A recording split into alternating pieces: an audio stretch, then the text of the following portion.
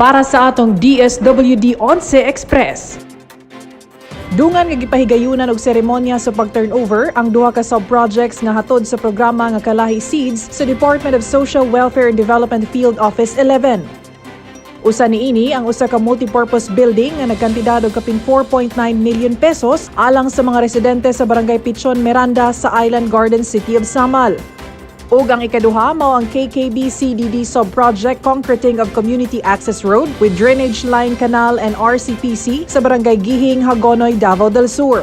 Full force sab ang mga Angels in Red Vests sa Dswd 11 sa pagpasiugda ni OIC Regional Director Merlinda Paragamak. Nga girepresenta nila OIC Assistant Regional Director for Operations, Gemma de la Cruz, Promotive Services Division Chief, Cheryl Ann Dumalugdog, o Kalahi Cidss DRPM Community Development Officer 5, Giovanni R. Yugo. Mahinungdanon tayo ang mga projects nga ato ang gipahitabo atong gipa-implement diri sa matag komunidad pinaagi sa proseso ni Kalahi Cidss na community-driven development no kini na mga proyekto namugna pinaagi no sa ilahang pagtuki sa ilang kaugalingong problema o sila pod mismo ang nangita sa mga solusyon nga posible na makatubag dito sa ilang panginahanglanon. Hugot sab ang gipakita og gihatag nga suporta sa mga partner barangays ug local government units nga nahimong benepisyaryo sa maong subprojects. Ang mga lumulupyo o ang mga barangay officials, of course, masaya, malipayon tungod kay nakita ninyo nga ang building bag-o na.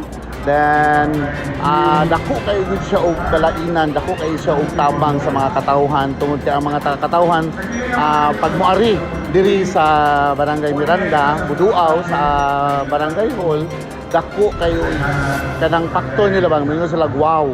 Ang Barangay Miranda, dako na kayo lang building. So, kami mapasalamaton sa inyo ha. Once again, sa Dswd Kalahi Cidss na kami ang inyong napili. Gawas sa pakigalayon, anaasab sila'y tagsa-tagsa nga kontribusyon sa katibuk-ang kantidad sa maong mga proyekto.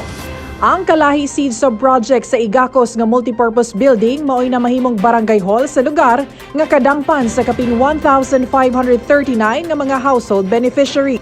Samtang ang KKB-CDD subproject concreting of community access road with drainage line canal and RCPC sa barangay Guihing sa Hagonoy, Davao del Sur nga nagkantidad og 10 million pesos kay adunay benepisyaryo nga anaa sa 675 household beneficiaries.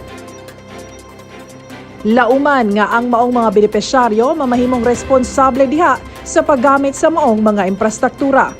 Sigon pa ni DRPM Yugo, kini dili lamang mga gambalay o infrastruktura, apan ang pinakaproyekto sa maong programa mao ang pag-empower sa katawhan niini paingon sa mas malambuong komunidad. Ang paghimo niini nga proyekto usa lang sa mga lakang sa Dswd 11 pinaagi sa Kalahi Cidss program aron nga maduso pagyod ang community-driven development approach kay pinaagi niini masiguro sa ahensya og programa nga mapaabot sa daghang katawhan ang mas daghang serbisyo sa mas inklusibo nga pamaagi.